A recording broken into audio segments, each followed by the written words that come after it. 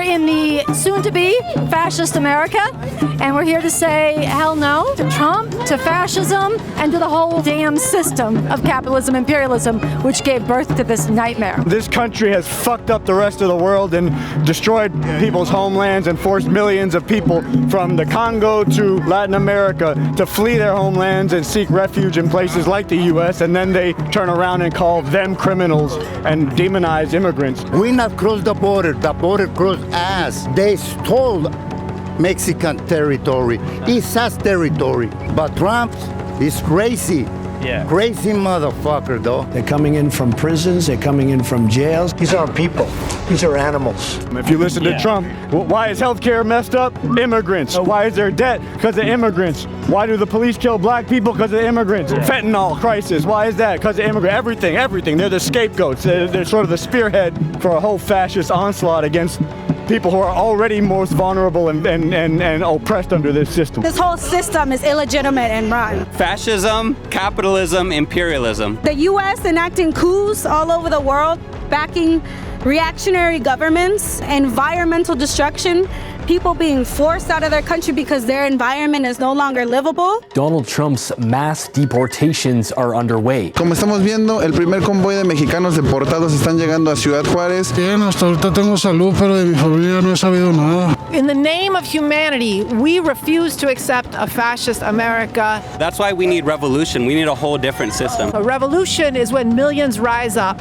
and defeat, dismantle, disarm the violent forces of this system. Actually overthrowing this system, building a whole new society, and doing so without turning into the people you just overthrew. What would be, I guess, the ideal society to you? One, a world without borders, where people aren't considered illegal, and one where other people are actually considered as full human beings. We're all illegals. If this fascist regime calls you illegals, we're all illegals. So that's why we're here, is to go right to where people live and where they're most scared. Okay, cool. All right, what's up, you guys? We're here in MacArthur Park area, Los Angeles, California. Ningún ser humano es ilegal. What can you tell me about MacArthur Park? MacArthur Park is a neighborhood of mainly Central American, Mexican, immigrants, migrants that come here from all over the world. People, the hard people, workers, they got fear right now.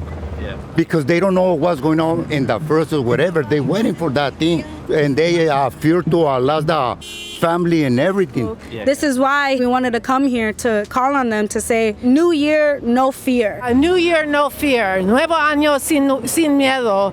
Todos somos ilegales. Well, now's the time to stand up, not cowering in fear. Not hiding in the shadows like Trump is telling people to do, but coming out and refusing to accept a fascist America. Immigration and customs enforcement operations reportedly underway in jurisdictions all across the nation. For somebody not from LA, how would you explain what MacArthur Park symbolizes? Yeah, MacArthur Park is like the absolute death of urban Los Angeles. Yeah, it looks like a scene from Tucker Carlson's Nightmares. Yeah, it's drugs, gangs, homelessness. I'm pretty sure there was hella dead bodies in the fucking lake. A body was found in MacArthur Park Lake. Unfortunately, nobody we talked to was surprised by the fact that there was a body found in the lake here. Colin, you are not going to MacArthur Park tonight. In fact, none of you are going to MacArthur Park tonight.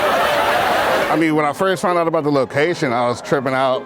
People are out here hustling, and they're all about capitalism, I feel like. Yeah, it's almost like a hyper-capitalistic environment. It kind of reminds me of TJ. Yeah. Everybody's selling some shit where you got these fences rolled out with everything under the sun. Hats, Jordans, toothpaste, t-shirts, fake IDs.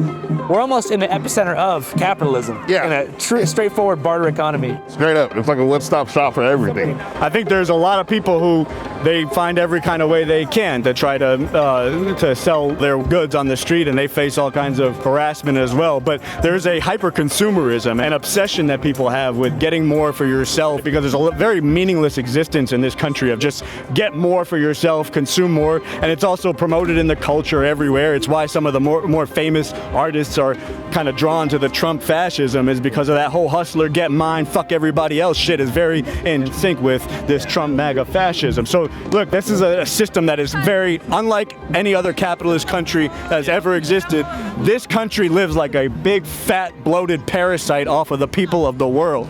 okay? And making a revolution in this country and a new world would not only be good for people who are suffering now here, but it would be a big weight lifted off of the backs of people all over the world. It's important to note that this march was organized by the New Revolutionary Communist Party, aka the RevComs, a small political party founded in 1975 with numbers in the thousands. My name is Annie Day. I'm with the RevComs, the Revolutionary Communists, the RevCom Corps for the Emancipation of Humanity. Their primary cause in organizing the rally was to protest deportations by ICE, something they see as an extension of capitalism itself. We're actually concerned with the masses of oppressed people, the people who are hungry for a different kind of world, the decent people who, even if they don't suffer from oppression, want to see an end to it. And that's who has to get mobilized, and we think we're in a rare time where that actual revolution is not just more urgent, but more possible. Their operational plan is to overthrow the U.S. government and do away with capitalism, while simultaneously granting sovereignty to all U.S. territories. Puerto Rico, independent day one. Other countries that this country has dominated, independent day one. We might have to form another nation within the borders of what had been the United States in order to give national sovereignty to oppressed peoples. Because, like, again, people have risen up repeatedly for liberation, even in Puerto Rico and everywhere. And they've had their heads cut off every time they lifted up, including directly by the U.S. The RevComs are devout followers of a man named Bob Avakian, a communist theorist who cut his teeth in the Bay Area during the 1960s, a time in which political mobilization among the youth was at an all-time high. He came out of the 1960s. He was part of the upsurgence of that time, the revolutionary student movement against the Vietnam War. He was part of the free speech movement back in the day at Berkeley. He worked very closely with the Black Panther Party in their most revolutionary days. And like so many people of that generation, he became a revolutionary. We will not fight racism with racism. We refuse to stoop to the level of a racist to hate somebody because of the color of his skin. During Avakian's heyday, communism seemed to be growing at an exponential rate, along with environmentalism, animal rights movements, farm workers' unions, civil rights groups, and other activist organizations. But this would all quickly come to an end in the early 70s, when an FBI counterintelligence program infiltrated, disrupted, and discredited almost all of these organizations and their leaders, leading to diminished numbers and widespread disillusionment. I know people who came out of the 1960s who gave up on revolution because they didn't see a way out, and who turned to all kinds of, shooting up, smoking crack, because they didn't have any hope, not just because they were suffering, but because they lost the hope. And, a brother who came out of prison talked about how it wasn't until he found, like, Bob Avakian talking about how to revive the communist movement and save the project of emancipation, that he found, like, there's something to live for and not just to kill ourselves doping up with the enemy's poison. Unlike so many others, he never gave up on revolution because the system didn't get better, and he's forged a new communism. Bob Avakian apparently has a new constitution for a new communist reality. It does lay out the basic principles and a lot of very concrete guidelines and institutional, procedures that could actually guide people on how to begin the day after seizing power, so to speak, and actually transforming society in a way that would be emancipating. He's re-envisioned the project of human emancipation. If you were to look at communism throughout history, what do you think are the most successful examples of communism in application? One is the first revolution in the Soviet Union that lasted from about 1917 to the mid-50s. And the second is the revolution in China from 49 to 76. And both of those revolutions was the first time the slaves stood up and cast off the yoke of oppression and exploitation and were heroic. And in that process of actual building new societies, there were also errors. The so-called Cultural Revolution would end up leaving millions dead. Even, Avakian points to even grievous errors. Yeah. And learning from that new stage, we actually can do different and much better the next time power is in the hands of the masses. How do you reckon with the actions of some of these more authoritarian communist governments like Tiananmen Square or the Soviet gulags? When you're talking about Tiananmen Square, that was actually after capitalism had been restored in China, after Mao Zedong died, and there was a capitalist restoration. And then in terms of the gulags, I'll say two things about that. One, communism is the most lied about and distorted experience in our society. And you look at The proponents of the people who most attack the Soviet gulags are the masters of mass incarceration in this country, literally a country that has locked up more people than any other country in the world. In the 1800s, they had plantations and land to enslave people on. Now the factories and warehouses where they employed people throughout the 1900s are gone, and they're using people in even more vulnerable places like Vietnam and Indonesia. And so they have no use for millions and generations of black people and brown people who they have all concentrated in these inner cities. So they have prisons and coffins. That said, this is what I mean when I say grievous errors. There are actual serious experiences to look at about, well, why was dissent outlawed? What was wrong in the understanding of the people leading, of Stalin in particular? What was wrong in his understanding that led to the crushing of dissent, that led to thinking that if there was any dissent under socialism, it must be foreign influences, and those people must be silenced and crushed. So in total, around 1.3 million were either shot or imprisoned. Even a lot of the failures and shortcomings of that revolution are a great lesson for people who want to get free. And look, there's I don't know if there's a bad revolution in the sense of when people do rise up against oppressors, but part of the problem is that those revolutions constantly get reversed. You talk to people in this neighborhood, I don't know how many you have, but there are people who come from places that they had their hearts lifted from revolutionary struggles where the revolutionaries then became the new gangsters that they were fleeing from. Okay, so like it's not less inspiring that people rose up, but it's disheartening when people don't have a scientific understanding of why they keep running into the same problems over and over again. Yeah, I think a lot of people inherit some of the ways they've been conditioned too, even post-revolution. I'm sorry, could you say that one more time? I think even post-revolution, a lot of people who have been oppressed and then gained power and self-determination inherit some of the leadership structures they've been taught. Like if you look at Haiti, or if you look at the Islamic Revolution in 1979, that became more oppressive than under the Shah.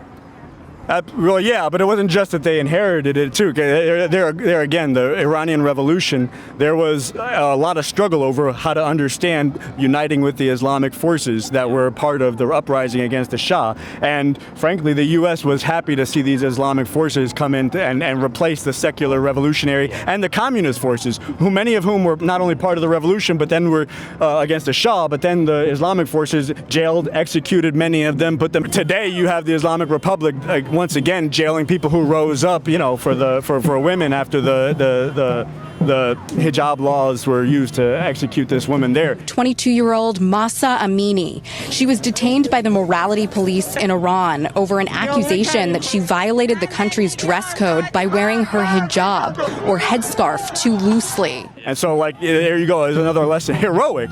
Yeah. It's not less heroic that the Iranian people stood up against the Shah and drove out, the lackey of the U.S. Yeah. But then it's disheartening and discouraging to see new oppressors come in, take over, and take things in a horrible direction. Yeah. And if you're not, sorting that through scientifically, all you could conclude is there's no hope. Every time we fight back, every time we rise up, it does no good. Or all we can hope to do is replace the people on top with us so that we can fuck the people on the bottom now. Yo, what is up, guys? As many of y'all know, one of our mission statements here at Channel 5 is to try and provide raw, unbiased coverage of news events as they unfold. But what if I told you there's a service that we use before we even go into the field to figure out how both sides of the evil mainstream media are covering events as they unfold? Well, it's true, and that service is called Ground News, a dope-ass news aggregate that, among other things, compiles thousands of articles every single day and ranks them on a biased distribution tool from left to right so you can see what's really going on. Let's take the topic of Trump's recent deportation order, for example. So if I pull out Ground News on my phone and go to the bias distribution tool, 87% of the coverage is right-leaning, only 4% is to the center, and a measly 9% to the left. So on the right wing, it says Tom Homan, President Donald Trump's border czar, announced that U.S. immigration officials have begun deportations targeting illegal immigrants considered public safety threats. The only left-leaning publication that I could find covering this is Democracy Now! Their talking points kind of echo the talking points that are being expressed by the people in this video. Ground News also has a dope-ass tool called Switch Editions that allows you to set your location to any city, state, or country in the world and see what the frick is happening in Norway or Iceland or even down in Bangladesh. And they got a tool called Blind Spot that allows you to see stories not being covered by the left or the right. right. Wow, what a breath of fresh air to get me out of my echo chamber. But it gets even better. Right now, for a limited time using my link, you can get 50% off their annual Vantage subscription. Just go to www.ground.news/channel5. And once you get there, sign up. It's that easy. All right, guys, back to the streets of MacArthur Park. The RevComs, though interesting, aren't the only radical leftist group that I've spoken to in recent times who felt compelled to abandon the two-party political system entirely in favor of a direct action model. Around 3 weeks ago, after Luigi Mangione allegedly assassinated the CEO of United Healthcare, Brian Thompson, I attended a free Luigi rally in Washington Square Park in New York City, where I found dozens of young people voicing their support for Luigi's alleged message. Health over wealth! Can you tell us about your sign? Yes. Government recognized terrorism. MLK, Nelson Mandela, Gandhi, Luigi Mangione. Obviously what Luigi did was an act of violence. Not going to touch on that as much, but he has lifted us out of the dust in the trivialness of politics and legislation. And I believe that this is being done to send a message. Healthcare should not be for profit. That is the bare minimum. Nigga in there for a body, but he doing the right thing. Despite the sentiment of these young protesters, many of the RevComs disagree entirely and believe that sporadic, non-coordinated acts of violence set the movement behind. What did you think about the assassination of United Healthcare CEO Brian Thompson? I think that has nothing to do with anything positive. The healthcare system is a mess. It's a for-profit industry, but revengist actions against individuals go counter to any kind of fundamental liberatory change. The purpose and goal of revolution is not revenge. And if revenge becomes what motivates people, this will take the whole revolution off course and we'll end up back where we were before. A revolution is a change in the system. It means you overthrow one system. You don't make an enemy out of somebody who is not just for the sake of it because you don't agree with them. You have to actually end and change the system. Okay. You dismantle its economic mode of production. So instead of everything being done only if somebody can make a profit off of it and those who make it don't own anything but the ability to maybe come back and work the next day, you're taking all that wealth and saying we're going to use it for society as a collective and humanity as a collective. No, it's deeper than corporations. It's actually a system of capitalism that's at the root of it. The reason these corporations act the way that they do is because there's a capitalist system that's driving them. It's not just corporate greed, it's a system. If they don't maximize their profit, if they don't exploit, if they don't plunder the environment, some other corporation will, some other country will. Drill, baby, drill. Well, that's why we need revolution. We need a whole different system. As I gazed into an array of Bob Avakian t-shirts, my memory was jogged, and I realized that wasn't the first time I'd actually met RevComs in the flesh. Throughout the 4-year process of filming our new movie, Dear Kelly, which is now streaming at www.dearkellyfilm.com, I actually attended a counter-protest in 2021 for something called a White Lives Matter rally in Huntington Beach, California, where some RevComs had showed up to distribute leaflets. Here's a deleted scene from Dear Kelly, wherein I met RevComs for the first time. This cat right here, his name is Bob Avakian. He's the leader of a revolution. BA stands for Bob Avakian. Bob Avakian. Bob Avakian. Bob Avakian, leader of the revolution. Nothing less. Bob Avakian is the most radical revolutionary thinker of our time. This is someone who's, for decades, devoted their life to developing a science, a strategy, and a way out of this goddamn horrendous system. This country is, it's a fucking sick, fucked up country, and its entire economic foundation is based on... Why are you here? Why? You could go somewhere nice like China and live there in what you're looking for. I don't understand. Why don't you go and live in China? Why would you be here if it's so horrible?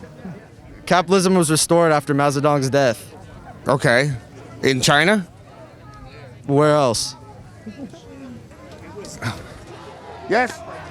It's not about running. It's not about going to some place where we might feel comfortable. It's about doing what humanity needs most. That's the need that we're responding to. The emancipation of all humanity.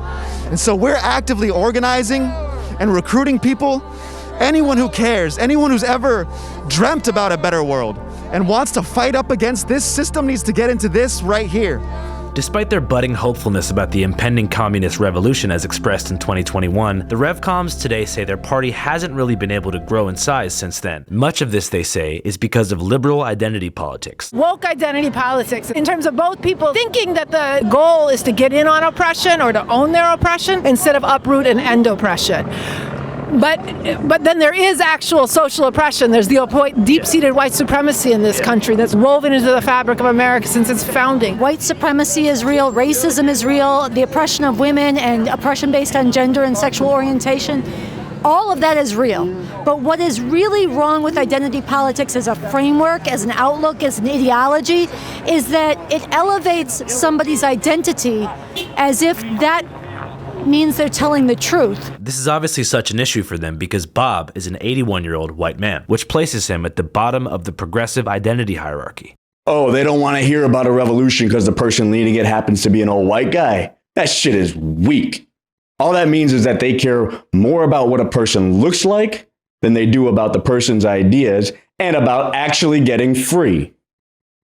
Or maybe they refuse to hear about communism or communist leaders. In addition to stifling leftist mobilization, RevComs also believe that identity politics are emboldening the right wing, which is true. Tokenistic, reactionary identity politics posturing, it is not the reason for white supremacy in this country. That's more systemic and rooted in the history and the ongoing functioning of capitalism.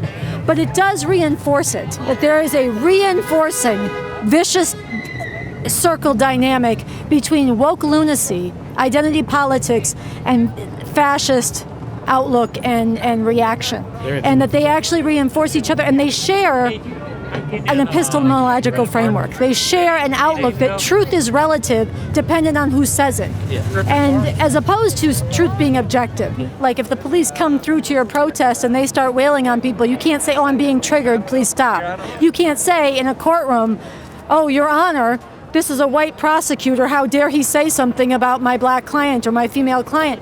It doesn't go. So it intimidates decent people, and it does jack shit against the system and the real oppressive forces. Channel 5 live worldwide, Hollywood and Vine. Fuck the authority, Channel 5 News. Channel 55. We don't fuck with custers, and 5 is the best number.